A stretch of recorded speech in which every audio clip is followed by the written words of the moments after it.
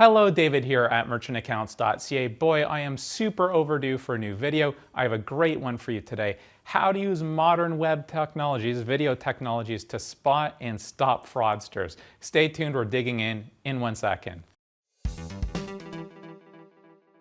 So one of the interesting or unexpected things to come out of the COVID pandemic has been the really widespread and pretty rapid adoption of video conferencing technologies by pretty much everyone. So now you're no longer just interacting with people in an audio fashion, now you have visual cues. And this opens up a lot of doors for you, whether you're using Zoom or Google Meet or the Microsoft one, Teams, I think. It doesn't really matter as long as you can see the person. So before we get into that though, let's talk about how you used to deal with suspect orders. So let's say you had a vacation property, or maybe you sell Rolexes, I guess it doesn't matter. Point being, you have an order, it's a pretty big amount, and you're not quite sure about it. So what do? Well, back in the day, you would call that card holder, let's pretend his name's John. Hey John, listen, for your security as well as our own as a merchant, we always call to make sure that this was an authorized use of your card.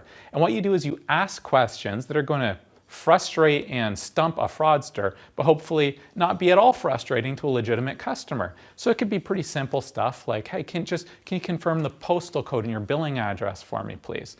And if you hear someone like typing and trying to figure out what they wrote, well, that's a pretty big warning sign.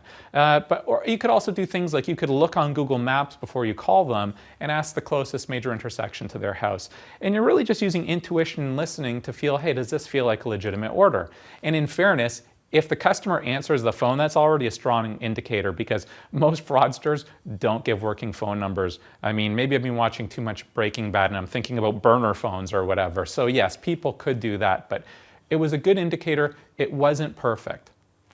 So now it's 2021 and this year, everyone's video conferencing all the time. Well, how do you use that as a merchant to your advantage? Well, it's actually so easy when you think about it. What you do is you say to the customer, hey John, listen, can you do me a favor? Can you hold your photo ID up to the camera for me?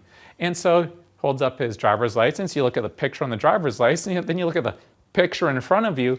Do they match? If they match, you've gone a million miles. You've basically completely validated this person's identity. That's not always perfect because maybe this customer has used another family member's credit card. And if that's the case, you have to decide what to do. Do you want to do a session with that family member to authenticate them?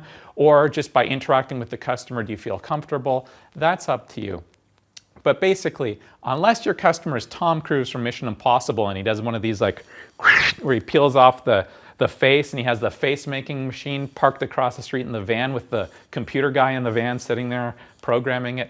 If that's your fraudster, you're in trouble, but if it's not them, I think you're good to go.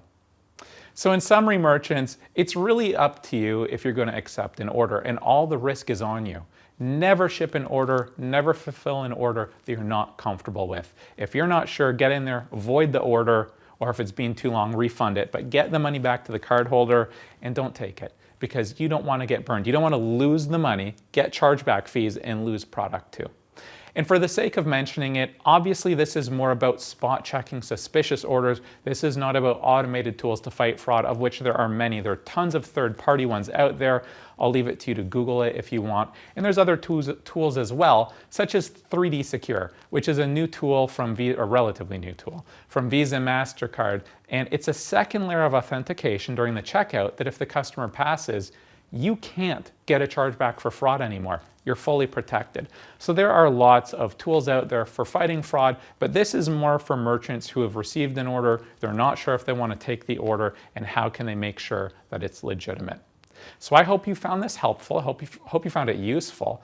We have lots more content on merchantaccounts.ca about fighting fraud and interchange and rates and all that stuff. And if you'd like to get a rate quote for your business, I hope you reach out to us.